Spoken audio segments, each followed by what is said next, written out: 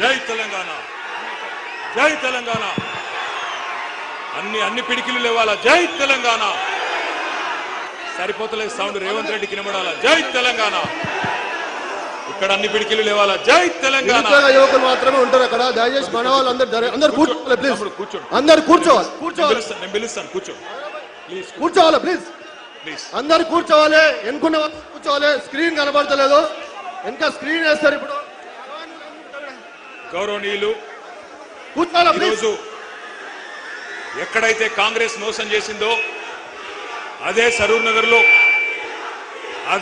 నగర్లో ఈరోజు ఈ యువ సంగ్రామ సదస్సుకి అధ్యక్షత వహిస్తున్న సోదరుడు, శాసన మండలి సభ్యుడు, బీఆర్ఎస్ యువజన విభాగం అధ్యక్షుడు తమ్ముడు శ్రీ శంబిపూర్ రాజు గారికి, గౌరవనీయులు స్థానిక శాసనసభ్యులు ఎల్బీ నగర్ ఎమ్మెల్యే గారు పెద్దలు శ్రీ దేవిరెడ్డి సుధీర్ రెడ్డి గారు, గౌరవ మాజీ మంత్రివర్యులు పెద్దలు శ్రీమతి సబితా ఇంద్రారెడ్డి గారు, మాజీ మంత్రివర్యులు పెద్దలు శ్రీ తలసాని శ్రీనివాస్ యాదవ్ గారు, గౌరవ మాజీ మంత్రివర్యులు పెద్దలు శ్రీనివాస్ గౌడ్ గారు, గౌరవ మాజీ మంత్రివర్యులు శ్రీ రెడ్డియా నాయక్ గారు, ఇంకా వేదిక పైన ఉన్న గౌరవనీయులైన మా శాసనసభ్యులు అందరూ కూడా ఈరోజు మీ మీద గౌరవంతో ముందు వరుస మొత్తం మా తమ్ముళ్లకు చెల్లెళ్ళకిచ్చి వెనకాల కూర్చున్నారు. వాళ్ళకు ఒకసారి గట్టిగా చప్పట్లు కొట్టాలి. అందరు ఎమ్మెల్యేలు, ఎంపీలు ఒక్కసారి వారు లేచి దండం పెట్టుకోవాలని కోరుతా ఉన్నాం. పెద్దలు, గౌరవ ఎమ్మెల్యేలు, ఎంపీలు అందరూ ఒక్కసారి లేచి నమస్కారం చేయాలని చెప్పి సభకు నా ప్రార్థన. గౌరవ శాసనసభ్యులు, శాసన మండలి సభ్యులు, మాజీ మంత్రివర్యులు వారందరికీ ధన్యవాదాలు. అదేవిధంగా ఇప్పటిదాకా మాట్లాడిన సోదరులు సింబు గారు, నవీన్ పట్నాయక్ గారు, మురళీధర్ గారు, రవికుమార్ గారు, మంజులా గారు, ప్రవీణ్ గారు, బూక్యా కుమార్ గారు, కళ్యాణ్ గారు, శంకర్ నాయక్ గారు, అదేవిధంగా కిరణ్ రాథోడ్ గారు, ప్రత్యూష రాథోడ్ గారు, సింధు గారు, ఆస్మా గారు, ఇంద్రా నాయక్ గారు, తమ్ముడు ఆకాష్ గారు, అట్లాగే కృష్ణ, శ్రీకాంత్, నవీన్ గౌడ్, ఇంకా చాలా మంది మిత్రులు మాట్లాడినారు. వారందరికీ కూడా హృదయపూర్వకంగా ధన్యవాదాలు. కానీ వాళ్ళు ఇక్కడికి వచ్చినాక మీ ఉత్సాహం చూస్తుంటే ఒకటే అనిపిస్తా ఉన్నది, రేవంత్ రెడ్డి గారు ఇప్పటిదాకా ఒక లెక్క, ఈ జోష్ చూస్తుంటే ఇక్కడి నుంచి మరొక లెక్క స్టార్ట్ అవుతుంది నీకు. ఎందుకంటే ఇక్కడికి వచ్చింది మామూలు పిల్లలు కాదు, ఉడుకు నెత్తురుతో ఊరకలెత్తే యువతరం ఇక్కడికి వచ్చింది. నెత్తురు మండే నవతరం ఇక్కడికి తరలి వచ్చింది. జంగ్ సైరన్ మోగించడానికి వచ్చిన మా యంగ్ జనరేషన్ కు హృదయపూర్వకంగా నమస్కారాలు. కాకతీయ, ఉస్మానియా, మహాత్మా గాంధీ, పాలమూరు, శాతవాహన వివిధ విశ్వవిద్యాలయాల నుండి ఇక్కడికి తరలి వచ్చిన మా తమ్ముళ్లకు, చెల్లెళ్లకు ప్రత్యేక నమస్కారం. అశోక్ నగర్ నుండి, దిల్సుఖ్ నగర్ నుండి, చిక్కడపల్లి నుండి, వివిధ కోచింగ్ సెంటర్ల నుండి ఇక్కడికి తరలి వచ్చిన మా పోటీ పరీక్షలకు ప్రిపేర్ అవుతున్న అభ్యర్థులందరికీ నమస్తే. పెద్దలు ఎప్పుడో చెప్పారు, యువశక్తి శివమెత్తితే పోరాటాలు పోటెత్తుతాయి, నవశక్తి విజృంభిస్తే విప్లవాలు విరబూస్తాయి, మీరు పిడికిలి బిగిస్తే పీఠాలే కదిలిపోతాయి, మీ గలాలు గర్జిస్తే కుర్చీలు కూలిపోతాయి. రేవంత్ రెడ్డి గారు గుర్తుపెట్టుకోండి, మీరు కదం దొక్కితే ఉద్యమాలు ఉప్పెనలైనాయి. గతంలో తెలంగాణ ఉద్యమం చూసినాం ఏ రకంగా. మరి తెలంగాణ ఉద్యమంలో యువత కలిసి వచ్చిన తర్వాత పెద్దలు కేసీఆర్ గారి నాయకత్వంలో ఏ రకంగా రాష్ట్రాన్ని సాధించుకున్నామో కూడా ప్రపంచం మొత్తం చూసింది. ఇవాళ ఎందుకు కలుసుకున్నాం ఇక్కడ, మనం ఎందుకు ఇంతమంది ఇక్కడికి వచ్చినాం, ఒక్కసారి గుర్తు చేయాల్సిన బాధ్యత మా అందరి మీద ఉన్నది. రేపటి తెలంగాణ నిర్మాతలు మీరు, రేపటి ఈ దేశ భవిష్యత్తుకు నిర్ణేతలు మీరు. మరి అట్లాంటి యువతరాన్ని దగా చేయవచ్చునా ఆలోచించండి. ఎందుకు ఈరోజు ఈ కార్యక్రమం ఏర్పాటు చేసుకున్నాం? ఒకటే ఒక కారణం, ఒక మహాద్రోహాన్ని, మీకు జరిగిన మోసాన్ని వంచనని గుర్తు చేసుకొని మర్చిపోకుండా ఎవరైతే మోసం చేశారో వారికి బుద్ధి చెప్పడానికే ఈ సమావేశం. సరిగ్గా ఇదే నేల మీద, సరిగ్గా ఇదే ప్లేస్ లో 38 నెలల కింద మే 8, 2023 ఆనాడు ఇదే సరూర్ నగర్ లో, ఇదే సరూర్ నగర్ స్టేడియం సాక్షిగా ఒక దారుణమైన దగా జరిగింది. దగా పడ్డది ఎవరు? తెలంగాణ యువత. దగా కోరులు ఎవరు? కాంగ్రెస్. 2023లో ఇక్కడే ఇదే గడ్డ మీద, ఇదే గ్రౌండ్ లో ఆ రోజు మీటింగ్ జరిగింది. ఢిల్లీ నుంచి ప్రియాంక గాంధీ వచ్చింది, గల్లీ నుంచి కల్తీ కాంగ్రెస్ నాయకులు అందరూ వచ్చినారు, హైకమాండ్ నుంచి గాంధీలు, గాంధీ భవన్ లో దూరిన గాడ్సేలు అందరూ కలిసి ఒక మాయా మస్తీంద్ర కార్యక్రమం చేసి బురిడి పత్రం ఒకటి రిలీజ్ చేసినారు. దాని పేరు యూత్ డిక్లరేషన్ అని పెట్టినారు. 60 ఏళ్లు తెలంగాణ గడ్డ మీద నెత్తురు పారించిన దుర్మార్గమైన పార్టీ కాంగ్రెస్ ఆ రోజు వాగ్దానాల వరద పారించింది. తెలంగాణ బిడ్డల మీద తూటాలు పేల్చిన పార్టీ, వేల మందిని చంపిన పార్టీ కాంగ్రెస్. ఆ రోజు యూత్ డిక్లరేషన్ అని పెట్టి ఏం చెప్పిందో ఒక్కసారి ఆ స్క్రీన్ మీద, మీ పక్కన పెట్టిన స్క్రీన్ల మీద మీరు చూడాలని చెప్పి నేను కోరుతా ఉన్నా. ఆ వీడియో ప్లే చేయండి. Youth declaration.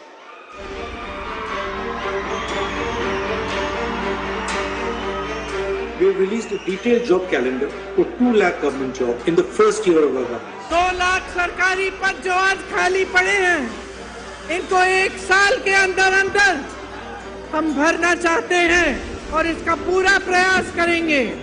भर्ती के लिए हर साल एक जॉब कैलेंडर बनाया जाएगा। बेरोजगार युवाओं के लिए हर महीने 4,000 रुपए बेरोजगारी भत्ता हम कह रहे हैं देंगे। शिक्षा प्राप्त कर रही 18 साल से ऊपर की लड़कियों को इलेक्ट्रिक स्कूटर मिलेगा। हाँ, ये मुझे भी पसंद है, ये वाला। SC, ST, OBC, माइनॉरिटीज और EWS के जरूरतमंद बच्चों के लिए फीस का रीइंबर्समेंट किया जाएगा। అదే విధంగా విద్యా ఉపాధి అవకాశాలను మెరుగుపరిచేందుకు, వాళ్ళ సమస్యల్ని వినేందుకు యూత్ కమిషన్ ఏర్పాటు చేయడం జరుగుతుంది. ఇదే కాకుండా ఈ విద్యార్థి నిరుద్యోగ యువకులకు 10 లక్షల రూపాయల వరకు వడ్డీ లేని రుణాలనిచ్చే బాధ్యత రాష్ట్ర ప్రభుత్వం తీసుకుంటుంది. తెలంగాణ రాష్ట్ర ప్రభుత్వంలో రాయితీలు పొంది ఇతర రాష్ట్రాలకు సంబంధించిన ఉద్యోగాలు కల్పిస్తున్న పరిశ్రమలలో 75% స్థానిక నిరుద్యోగ యువకులకే ఉద్యోగ అవకాశాలు ఇచ్చే విధంగా చట్టాన్ని తీసుకొస్తాం.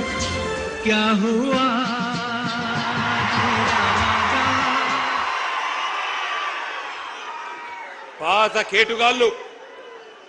కేటుగాళ్ళు కొత్త డూప్లికేట్ గాళ్ళు ఇద్దరు కలిసి తెలంగాణ యువత మీద నకిలీ ప్రేమలు నటిస్తూ విసిరిన వల పేరే యూత్ డిక్లరేషన్.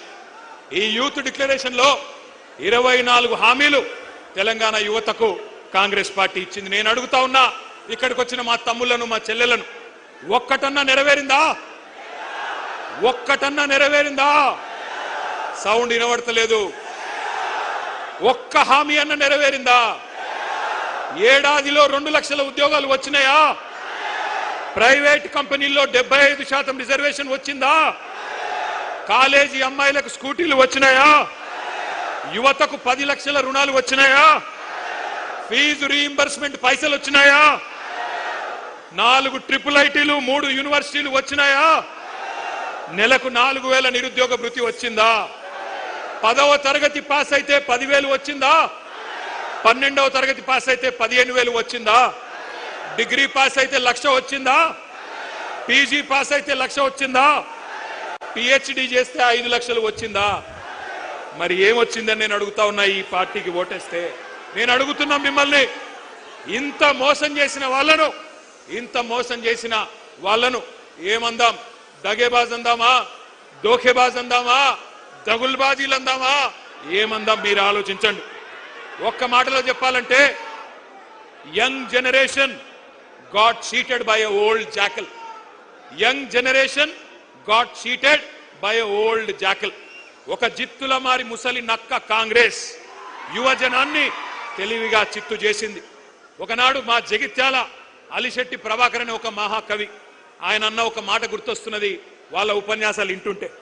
ఆయన అన్నాడు, అలిశెట్టి ప్రభాకర్ గారు, ఒక నక్క ప్రమాణ స్వీకారం చేసిందట ఇంకెవ్వరిని మోసగించనని. ఒక పులి పశ్చాత్తాపం ప్రకటించిందట, తోటి జంతువులను నేను ఇంకా చంపనని. ఇవాళ వీళ్ళ మాటలు వింటుంటే 60 ఏళ్లు నెత్తురు రుచి మరిగిన కాంగ్రెస్ ఏ రకంగా మోసం చేసిందో ఒక్కసారి గుర్తు చేసుకోమని చెప్పి నేను కోరుతా ఉన్నా. కాంగ్రెస్ పార్టీ పుట్టు పూర్వోత్తరాలు మీకు తెలుసు. అన్ని తెలిసి కూడా చైతన్యవంతమైన మనం వాళ్ళ మోసపు వలలో పడ్డాం. కానీ ఈరోజు ఏం జరిగింది? కాంగ్రెస్ వాళ్ళకు అధికార పీఠం వచ్చింది, నిరుద్యోగులకు మాత్రం బలిపీఠం ఎక్కే పరిస్థితి వచ్చింది.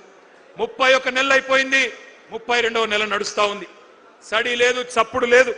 కళ్ళబొల్లి మాటలు నమ్మి గ్రామాల్లో తిరిగి మీ నాయనమ్మ కాళ్ళు, మీ తాత కాళ్ళు, మీ అమ్మమ్మ కాళ్ళు, మీ మామల కాళ్ళు, అత్తల కాళ్ళు, కోడల కాళ్ళు, అందరి కాళ్ళు మొక్కి కేసీఆర్ కు ఓటేయకండి, కాంగ్రెస్ ను గెలిపించండి అని ప్రచారం చేసిన నిరుద్యోగులు ఇవాళ బాధపడతా ఉన్నారు.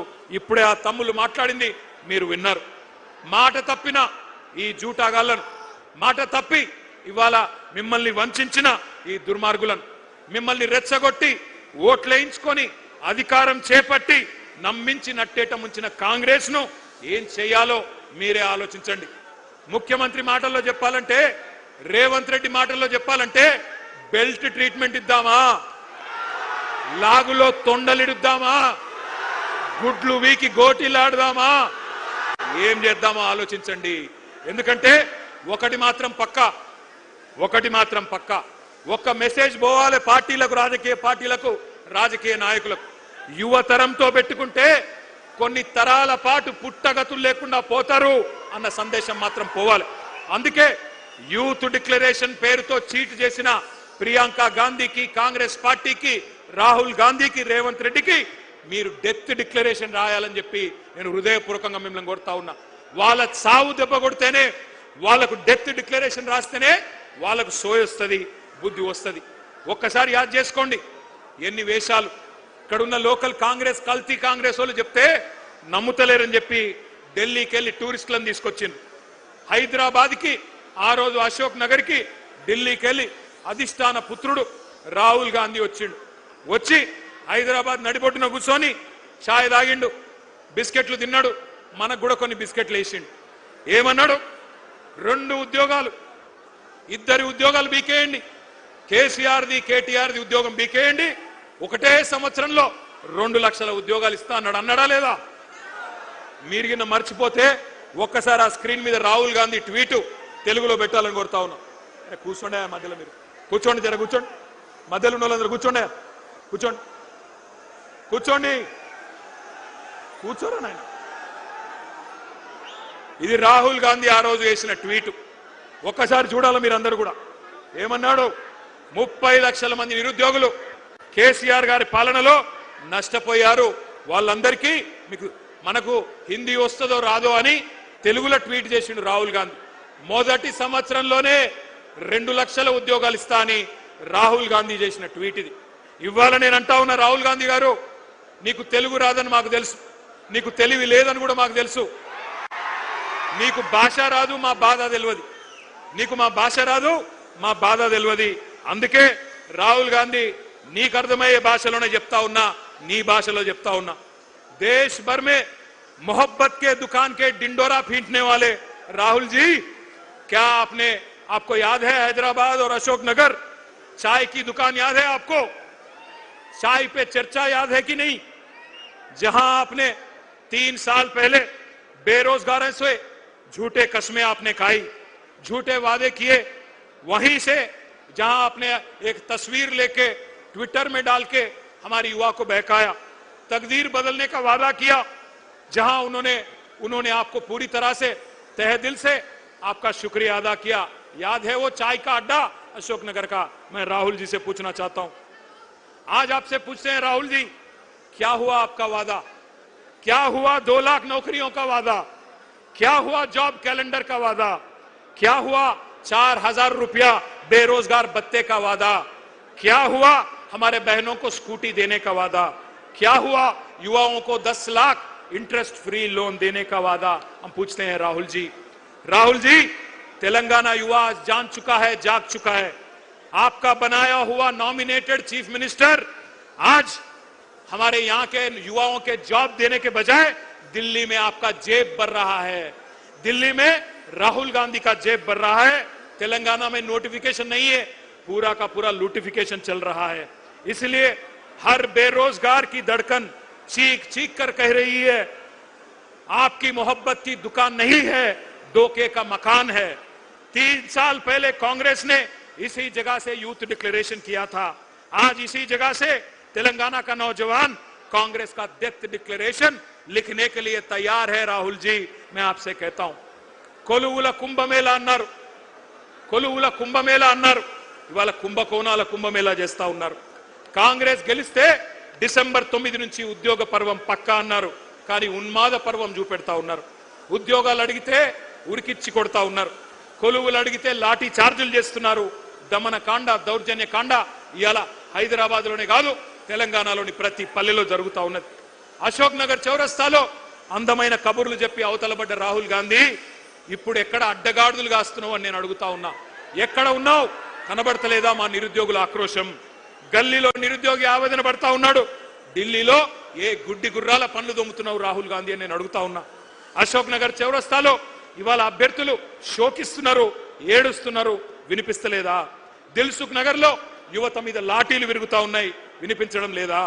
సిటీ సెంట్రల్ లైబ్రరీ మీద దాడులు, ఉస్మానియా క్యాంపస్ లో నిర్బంధాలు, ఆడబిడ్డలను చూడకుండా అనిత మీద, ఆస్మా మీద అర్ధరాత్రి కేసులు, అరెస్టులు, ఢిల్లీలో రాజ్యాంగం చేతిలో పట్టుకొని రాహుల్ గాంధీ గారేమో పోజులు, ప్రజాస్వామ్యమని శుద్ధపూస కబుర్లు।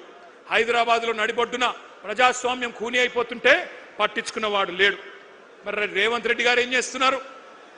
ఆయన ఒకటే చేస్తున్నాడు, రాహుల్ గాంధీకి ప్రధానమంత్రి జాబ్ వచ్చేదాకా ఇడిచిపెట్టడట, పని చేస్తాడట। నిన్ను సీఎం చేసింది యువతకు జాబులు ఇవ్వమనా, లేకపోతే నిరుద్యోగి, రాజకీయ నిరుద్యోగి రాహుల్ గాంధీకి జాబ్ ఇవ్వమనా? ఆలోచించండి। మీకు గుర్తుండాలి, 2023 నవంబర్లో ఆ రోజు ఎన్నికల్లో రాష్ట్ర శాసనసభకి ఎన్నికలు జరిగితే ఆ రోజు కాంగ్రెస్ పార్టీ వాళ్ళు జాబ్ క్యాలెండర్ ప్రకటించారు। ఒక్కసారి ఫుల్ పేజ్ అడ్వర్టైజ్మెంట్లు ఇచ్చినారు, ఆ ఫుల్ పేజ్ ఒకసారి చూపెట్టాలని చెప్పి, ఆ స్లైడ్ వేయాలని చెప్పి మా వాళ్ళని కోరుతా ఉన్నాం। ఇది గుర్తుండాలి మీకు, కాంగ్రెస్ వాళ్ళు నవంబర్ 2023లో వేసిన జాబ్ క్యాలెండర్ అన్ని పత్రికల్లో అవినీతి సొమ్ముతో ఫస్ట్ పేజీలో ఫుల్ పేజ్ అడ్వర్టైజ్మెంట్। ఎన్ని ఉద్యోగాలు ఉన్నాయి? 2 లక్షల ఉద్యోగాలు మొట్టమొదటి సంవత్సరంలోనే భర్తీ చేస్తామని చెప్పారు।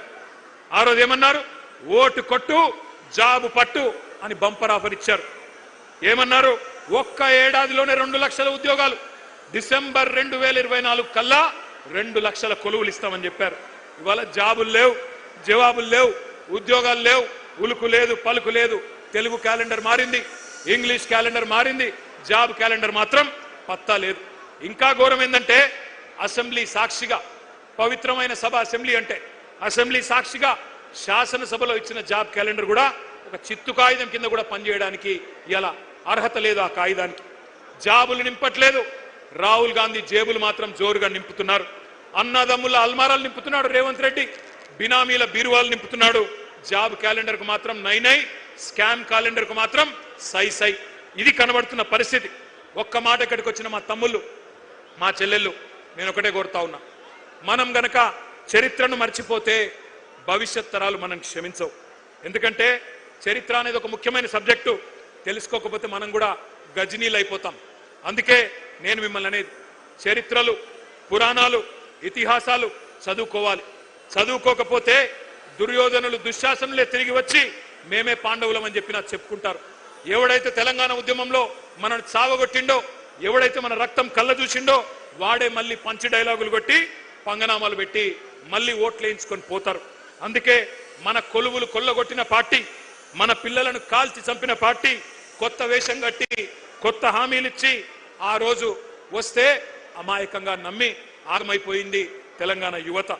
1952లో, 1969లో తెలంగాణ యువత గుండెల్లో గుణపాలు దింపిందే కాంగ్రెస్ అనే దిక్కుమాలిన పార్టీ, ఇందిరమ్మ రాజ్యం। ఈ దుష్ట కాంగ్రెస్ మీదనే కదా ఆ రోజు మలిదశ పోరాటంలో కూడా మన యువతరం కొట్లాడింది। వేల మందిని బలి తీసుకున్న కూనీకోర్లు వీళ్ళే కదా। అందుకే ఈ మధ్యన ముఖ్యమంత్రి మాట్లాడుతున్న మాటలు మీరంతా వింటా ఉన్నారు। ఈ రక్త పిశాచి కాంగ్రెస్ ఇంకా వాళ్ళ రక్తదాహం తీరలేదు. తెలంగాణ నెత్తురు రుచిమరిగిన పులి కాంగ్రెస్ ఇంకా ఇంకా కావాలని అడుగుతున్నది. మన రక్తం పంట పొలాల మీద చల్లాలని చెప్పి చిల్లర మాటలు మాట్లాడుతున్నాడు రేవంత్ రెడ్డి అనే ఓ చిల్లరగాడు.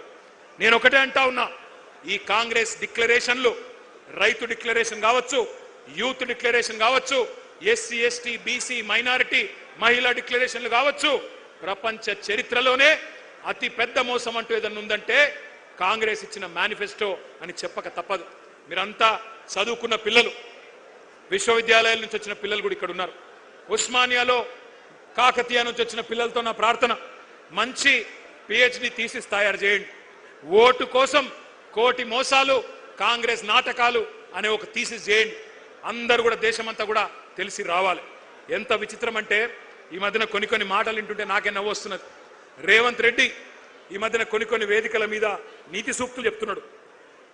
మాట శాశ్వతం, అధికారం శాశ్వతం కాదు అని రేవంత్ రెడ్డి అనే దౌర్భాగ్యుడు చెప్తుంటే కూడా వినాల్సి వస్తున్నది. ఏం చేయాల కర్మ. ఈ మధ్యన ఒక దగ్గర ఎక్కడో చూసిన టీవీలో సోషల్ మీడియాలో నేను సాంప్రదాయిని సుప్పిని శుద్ధ పూసని రేవంత్ రెడ్డి సొక్కం మాటలు చెప్తే కూడా అట్లే అనిపిస్తున్నది. ఇక గీన చెప్పాలి మనం వినాల. ఓటుకు నోటు దొంగ 50 లక్షల రూపాయలతో అడ్డంగా దొరికిపోయిన దగుల్బాజీ గాడు ఇలా అవినీతి గురించి, నీతి గురించి, అశాశ్వతమైన అధికారం గురించి మాట్లాడుతుంటే నాకే గమ్మత్ అనిపిస్తా ఉన్నది. ఇంకా ఎన్ని ఫాల్తూ మాటలు. ఒక్కడు కాదు, కాంగ్రెస్ వాడు ప్రతి ఒక్కడు ఏమంటారు, ఒకడు 60,000 ఉద్యోగాలు ఇచ్చినామంటాడు, ఒకడు 70,000 ఇచ్చినా అంటాడు, ఒకడు 1,00,000 ఉద్యోగాలు అయిపోయినాయి అంటాడు. ఇక నాకు అర్థం కావట్లేదు. నేను ఒకటే అడుగుతా ఉన్నా రేవంత్ రెడ్డి, కేసీఆర్ గారు ఇచ్చిన ఉద్యోగాలు, కేసీఆర్ ప్రభుత్వం ఇచ్చిన ఉద్యోగాలు అవి నీ ఖాతాలో వేసుకోవడానికి కనీసం సిగ్గనిపిస్తలేదా? క్రెడిట్ చోరీ చేయడానికి కనీసం సిగ్గనిపిస్తలేదా? నేను ఈరోజు ఈ సరూర్ నగర్ వేదికగా ఇన్ని వేల మంది మా తమ్ముళ్ళు చెల్లెల సాక్షిగా సవాల్ చేస్తా ఉన్నా రేవంత్ రెడ్డి, 70,000 ఉద్యోగాలు నువ్వు ఇచ్చినట్టు నోటిఫికేషన్లతో సహా నీ ప్రభుత్వమే ఇచ్చినట్టు రుజువు చేస్తే శాశ్వతంగా రాజకీయ సన్యాసం చేసి నేను పోతా, రాజకీయమే వదిలేస్తా. మీ రాహుల్ గాంధీకి అవసరమైతే జై కొడతా, నువ్వు రుజువు చేయి. 70,000 ఉద్యోగాలు నీ ప్రభుత్వం ఇచ్చినట్టు నోటిఫికేషన్లతో సహా దమ్ముంటే రుజువు చేయమని చెప్పి నేను కోరుతా ఉన్నా. తల లేదు, తోక లేదు, ఎవడికి ఎంత దోస్తే మధ్యలో కూర్చోండి. అమ్మా ఏం చేస్తున్నారు? కూర్చోండి. ఏం చేస్తున్నారు? కూర్చోండి. తలా తోక లేకుండా కాంగ్రెస్ వాళ్ళు మాట్లాడిన మాటలు ఒక్కసారి వినాలని చెప్పి నేను కోరుతా ఉన్నా. ఉద్యోగాల మీద వీళ్ళ కాకి లెక్కలు ఒక్కసారి వినండి. కూర్చోండి అయ్యా, ఏం చేస్తున్నారు?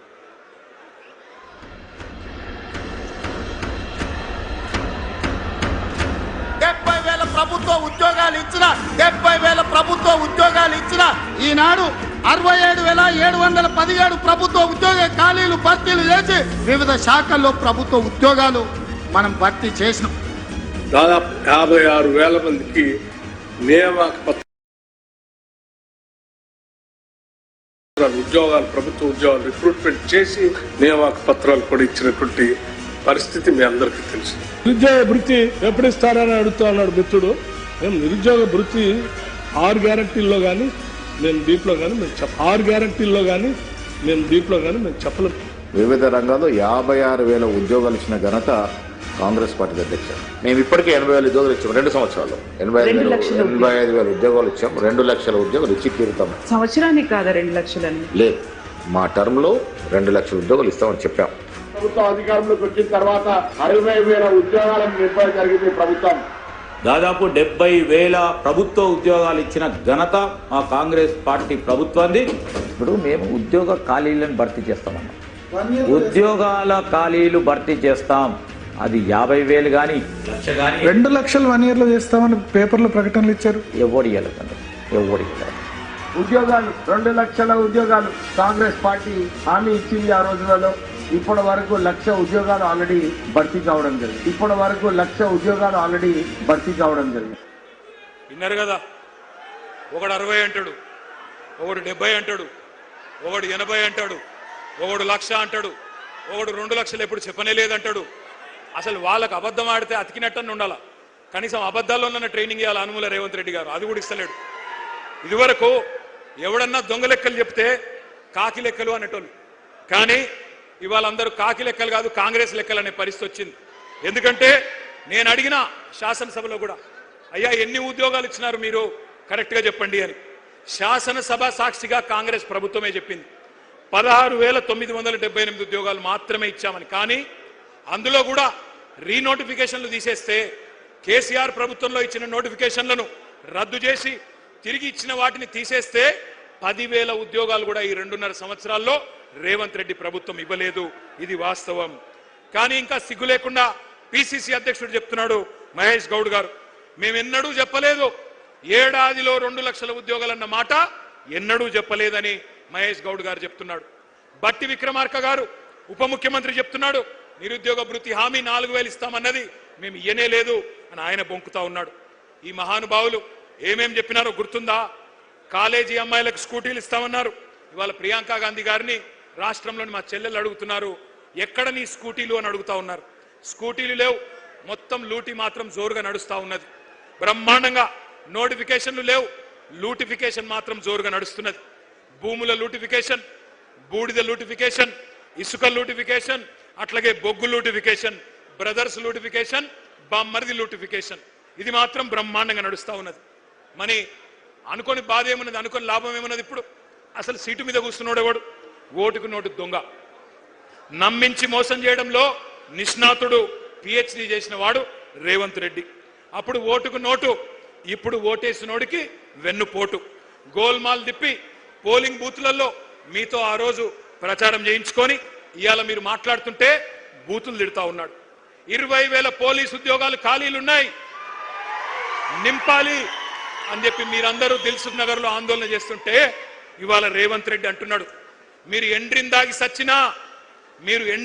సచ్చినా బాయిలో దుంకినా నేను ఇయ్యను గాక ఇయ్యను అంటున్నాడు. నీ అయ్య జాగీరా, నీ అయ్య సొమ్మ, ఎందుకు ఇయ్యవు? కేసీఆర్ గారు 48,000 పోలీసు ఉద్యోగాలు ఇచ్చినప్పుడు ఎందుకు ఇయ్యవు నువ్వు? నీ అయ్య జాగీరా అని నేను అడుగుతా ఉన్నా. ఉద్యోగాలు అడిగితే ఎండ్రిందాగి చావమంటావా? దమ్ముంటే రేవంత్ రెడ్డి సెక్యూరిటీ లేకుండా రేపు విఎం గ్రౌండ్ కు రా పొద్దున. ఎవడు బతకాలో ఎవడు సావాలో ఎవడేందో మా పోలీస్ అభ్యర్థులే తెలుస్తారు. నేను అడుగుతా ఉన్నా ఇంకొక మాట, వాళ్ళ మీరు మాత్రమే కాదు, టీవీలలో, పేపర్లలో, సోషల్ మీడియాలో, మరి ఇవాళ ఈ సభ మీరు మాట్లాడిన మాటలు విన్న తల్లిదండ్రులను కూడా నేను అడుగుతా ఉన్నా, ఈ విద్యార్థుల తల్లిదండ్రులు, ఈ నిరుద్యోగుల తల్లిదండ్రులను నేను అడుగుతా ఉన్నా, ఎవరికి ఓటేసినామో, ఎవరిని ఎన్నుకున్నామో ఇప్పటికన్నా మీకు అర్థమైందని నేను అనుకుంటా ఉన్నా. మీరు పొలాలకు నీళ్లు అడిగితే కోసి నెత్తురు జల్లుకోండి అంటున్నాడు. మీ బిడ్డలు కొలువులు అడిగితే ఎండ్రిని దాగండి, బాయిలో దుంకండి అంటున్నాడు. ఎట్లాంటి ఉన్మాద పార్టీకి, ఎంత కావురం, ఎంత అహంకారం తలకెక్కిన దుర్మార్గుడికి మీరు ఓట్లేసినారో ఈ పాటికన్నా మీకు అర్థమైందని నేను అనుకుంటా ఉన్నా. గ్రూప్ 1 మెయిన్స్ కోసం 1:100 పిలుస్తా అని చెప్పిండ్రు. పిలువురా నాయన అంటే మరి మళ్ళీ తలకు మాసిన సన్నాసులు అని తిడతాడు. గ్రూప్ 2 ఉద్యోగాలు 2,000కు పెంచరా నాయన, నువ్వే చెప్పినావు అంటే పెయిడ్ ఆర్టిస్టులు అంటాడు, లాగుల తొండలు ఇడిచి పెడతా అంటాడు, శంకినీలను తిడతాడు. 25,000 మెగా డిఎస్సి ఎక్కడా దగా డిఎస్సి చేసినావు, నువ్వు మెగా డిఎస్సి కాదు ఇచ్చింది అంటే మళ్ళీ నీ గుడ్లు వీకి గోటీలాడతాను చిల్లర మాటలు మాట్లాడతాడు. వయో పరిమితి ఆనాడు కేసీఆర్ గారు పెంచినరు, నువ్వెందుకు తగ్గించినావు, అట్లే ఉంచు అంటే దాని మీద స్పందన ఉండదు. ఎందుకింత అహంకారం, ఎందుకింత బలుపు? ఈ అవమానాలు, ఈ అవహేళనలు మర్చిపోతారు తెలంగాణ పిల్లలు అనుకుంటున్నావా రేవంత్ రెడ్డి? ఎన్నికలకు ముందు మళ్ళీ ఒక గారెడి చేస్తా, ఏదో ఒక మాట చెప్తా, అంతా మాయా మస్తీంద్ర చేయొచ్చు, గాయబ్ చేయొచ్చు అనుకుంటున్నావా? గుర్తుపెట్టుకో, ఈ పిల్లలు సామాన్యమైన పిల్లలు కాదు. యూనివర్సిటీలలో, కాలేజీలలో జార్జ్ రెడ్డి ఆ రోజు చెప్పిండు, ఏమన్నాడు అన్నాడు, జీనా హైతో మర్నా సీఖో, కదం కదం పే జీనా హైతో, గట్టిగా నాల, జీనా హైతో కదం కదం పే, జీనా హైతో మర్నా సీఖో, కదం కదం పే లడ్నా సీఖో అని యూనివర్సిటీ గోడల మీద పోరాట నినాదాలు రాసుకొని జార్జ్ రెడ్డి స్ఫూర్తిగా ఆత్మాభిమానాన్ని అణువున నింపుకున్న మా తమ్ముళ్ళు, మా తెలంగాణ తమ్ముళ్ళు వీళ్ళంతా. ఉస్మానియా విశ్వవిద్యాలయ విద్యార్థులని బీరు బిర్యానీ బ్యాచ్ అని పిలిచిన ఎలక్షన్లకు ముందు, అయినా నిన్ను క్షమించిండ్రు. Hyderabad central university, Maulana Azad university వాళ్ళ భూములు గుంజుకున్నావు, రియల్ ఎస్టేట్ దందా చేస్తున్నావు, క్షమించరు నిన్ను. పొట్టు పొట్టు ఆకలుంది ఈ యువతరానికి, ఒట్టు పెట్టుకుంటున్నారు కాంగ్రెస్ కు గోరి గడతామని గుర్తుపెట్టుకో. కాంగ్రెస్ కథకు ముగింపు వాళ్ళే రాస్తారు. నీ క్లైమాక్స్ హిట్లర్ కంటే దారుణంగా ఉంటది రేవంత్ రెడ్డి, గుర్తుపెట్టుకో. పెద్ద పెద్దోళ్ళు నీలిగినోళ్ళు చాలా మంది మాట్లాడినోళ్ళు ఎక్కడెక్కడో పోయినారు. ఇవాళ 10 ఏళ్ల కాలంలో మేము కొంత ప్రయత్నం చేసినాం, సిన్సియర్గా చేసినాం, చాలా సిన్సియర్గా నిజాయితీగా పనిచేసినాం. ఎన్నడూ యువతను కించపరచలేదు, చులకన చేసి మాట్లాడలేదు. నీళ్లు నిధులు నియామకాలు మా ఉద్యమ ట్యాగ్ లైన్. అందుకే మన కొలువులు మనకే దక్కాలి అనే అది నిజం చేయడానికే కేంద్రంతో యుద్ధం చేసినాం. మీకు ఒక్క మాట తెలవాల తమ్ముళ్ళు, కేసీఆర్ గారు పెద్దలు తెలంగాణ సాధించిన నాయకుడు, చావు నోట్లో తలబెట్టి మనకు రాష్ట్రాన్ని ఇచ్చిన నాయకుడు. ఆయన మీకోసమే కొత్త జోనల్ సిస్టమ్ తేవడానికి 2.5 సంవత్సరాలు కష్టపడ్డాడు. ఇక్కడి కొలువులు, ఇక్కడి ప్రభుత్వ ఉద్యోగాలు మన పిల్లలకే రావాలని 95% స్థానిక రిజర్వేషన్ చేయాలని చెప్పి శాసనసభలో బిల్లు పాస్ చేసి ఢిల్లీకి మోడీ దగ్గర పంపినాడు. 2 ఏళ్లు మోడీ గారు దాన్ని బూజు దులపకుండా అట్లే పెట్టుకుంటే కేసీఆర్ గారు మళ్ళీ తిరిగిపోయి మోడీ గారిని కలిసి, అయ్యా మా నినాదమే నియామకాలు, నీళ్లు నిధులు, మా పిల్లలు ఎదురు చూస్తున్నారు, నోటిఫికేషన్లు ఆలస్యమవుతున్నాయి, ఈ కారణం వల్ల దయచేసి సంతకం పెట్టించండి అంటే ఆ రోజు మోడీ గారు అన్న మాట ఏమన్నాడు ఆయన? ఏందయ్యా నీది ఏమన్నా ప్రత్యేక దేశం అనుకుంటున్నావా, లేక భారతదేశంలో ఒక రాష్ట్రం అనుకుంటున్నావా? 95% రిజర్వేషన్ లేనిది ఎట్లుంటది అట్లా? దేశంలో ఎక్కడ లేదు ఏ రాష్ట్రంలో అంటే కేసీఆర్ గారు 1.5 సేపు మొత్తం తెలంగాణ ఉద్యమ చరిత్ర చెప్పిండు. ఎట్లా మన పిల్లలు కొట్లాడి పోరాడి ముల్కీ ఉద్యమం నుంచి, గైర్ ముల్కీ ఉద్యమం నుంచి, ఇడ్లీ సాంబార్ గోబ్యాక్ ఉద్యమం నుంచి 610 జీవో, గిర్గ్లానీ కమిషన్ అన్ని కూడా 6 పాయింట్ ఫార్ములా అన్ని చెప్తూ 14F అన్ని చెప్పి ఒప్పించి మెప్పించి చివరికి ఆ రోజు మోడీ గారిని ఒప్పిస్తే 95% స్థానిక రిజర్వేషన్లున్న ఒకే ఒక్క రాష్ట్రం భారతదేశంలో మన తెలంగాణ. ఇది మన కేసీఆర్ సాధించిన విజయం, మన కేసీఆర్ సాధించిన విజయం.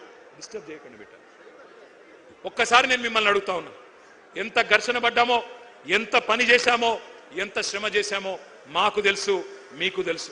కానీ నేను మొత్తం మంచి జరిగిందని నేను అంటలేను. కొన్ని పొరపాట్లు కూడా జరిగినాయి, తెలుసో తెలియకనో కొన్ని పొరపాట్లు జరిగినాయి. టీఎస్పీఎస్సీ పేపర్ లీక్ అయింది. పేపర్ లీక్ అయితే కాంగ్రెస్ ఓడో బీజేపీడో పట్టుకోలేదు, మన ప్రభుత్వమే పట్టుకుంది. మీడియానో ఇంకెవరో పట్టుకోలే, మన ప్రభుత్వమే పట్టుకొని వాళ్ళని శిక్షించింది. కానీ మీకు కోపం వచ్చింది, కొద్దిగా ఇంకా గట్టిగా ఉండాలి, ఆ బోర్డును రద్దు చేయాలి, ఇంకా ఆ రోజు స్ట్రిక్ట్ గా ఉంటే బాగుండదన్న కోపం మీకు కూడా వచ్చింది. అందుకే నేను అంటున్నా, మీ ఆవేదన మాకు అర్థమైంది, మీ ఆరాటం అర్థమైంది, కొన్ని పొరపాట్లు జరిగిన విషయం కూడా మాకు అర్థమైంది. వాటిని సవరించుకునే సత్తా కూడా మళ్ళీ బీఆర్ఎస్ కు మాత్రమే ఉంది. ఆనాడు చెప్పినాం, ముందు చెప్పాం, ఈ రోజు కూడా చెప్తా ఉన్నాం. ఎప్పుడు ఎవరు అడిగినా ఏ వేదిక ద్వారా అడిగినా చెప్తాం. 9.5 ఏళ్లలో ఆ రోజు మన ప్రభుత్వం, కేసీఆర్ గారి ప్రభుత్వం చేపట్టిన నియామకాలు 2,32,308 పోస్టులు. ప్రక్రియ పూర్తి చేసి భర్తీ చేసిన జాబులు 1,60,083 ఉద్యోగాలు. ఒక్కసారి ఆ స్లైడ్ వేయాలని చెప్పి నేను కోరుతా ఉన్నాను. నేను ఇవాళ ఈ వేదికగా ఇవాళ నేను కాంగ్రెస్ ను, బీజేపీని కూడా సవాల్ చేస్తా ఉన్నా. భారతదేశంలో ఒక దశాబ్ద కాలంలో కోవిడ్ వచ్చిన అత్యధికంగా ఉద్యోగాలు సృష్టించిన రాష్ట్రం తెలంగాణ. ఇవి గాలికి చెప్పే గణాంకాలు కాదు, కళ్ళబొల్లి కాకి లెక్కలు కాదు. ఎవరైనా ఛాలెంజ్ చేసుకోవచ్చు. కాంగ్రెస్ గనక ముందుకొచ్చినా, బీజేపీ ముందుకొచ్చినా దీన్ని రుజువు చేసే బాధ్యత మాది. కానీ మేము ఒక చిన్న తప్పు చేసినాం.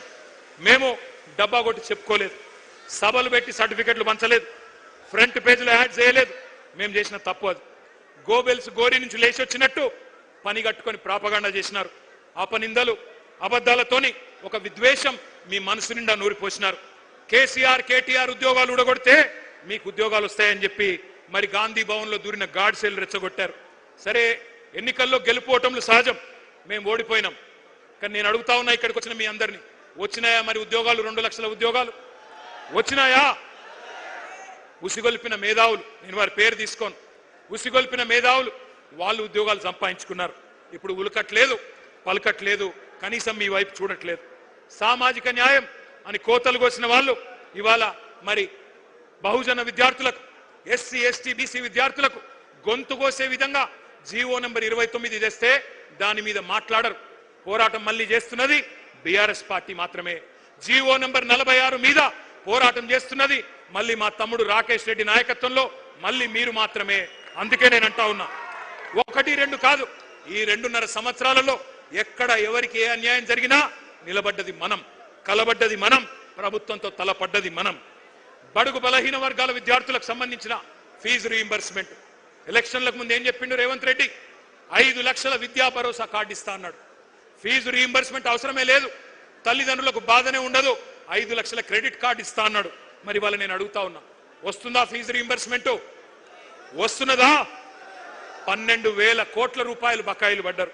మరి విద్యార్థులు అడిగితే వాళ్ళ మీద కేసులు, కాలేజీలు అడిగితే వాళ్ళ మీద కేసులు. ఇక కొత్త డైలాగ్ ఒకటి నేర్చుకున్నాడు రేవంత్ రెడ్డి. పాఠాలట ఇప్పుడు ఇంగ్లీష్లో తెలుగులో చెప్పొద్దట, పాఠాలు జర్మన్లో చెప్పాలన్నట, జపనీస్ భాష నేర్పియాలన్నట, కొరియన్ భాష నేర్పియాలన్నట, కొరియన్ భాష నేర్పియాలన్నట. నేను రేవంత్ రెడ్డికి చెప్తున్నా, అరే నువ్వు తెలుగు నేర్చుకోరా నాయన, ముందు తెలుగు నేర్చుకో, హిందీ నేర్చుకో, ఇంగ్లీష్ నేర్చుకో, నీకు తెలుగులో బూతులు వస్తాయి తప్ప తెలుగు రాదు నీకు. అందుకే నేను అంటున్నా కొరియన్ భాష, జపాన్ భాష.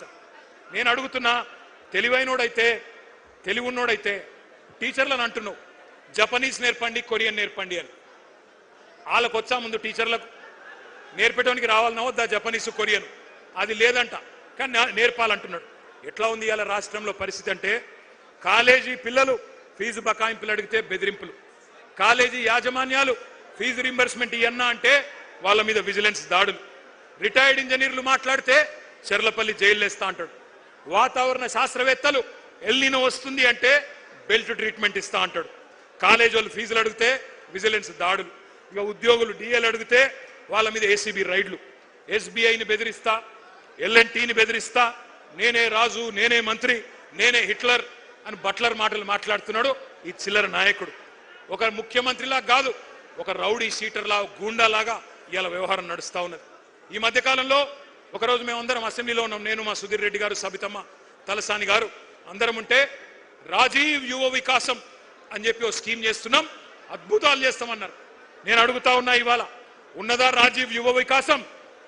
వచ్చిందా ఎవరికైనా రూపాయి కనీసం? యువ వికాసం లేదు, అంతా విలాపమే.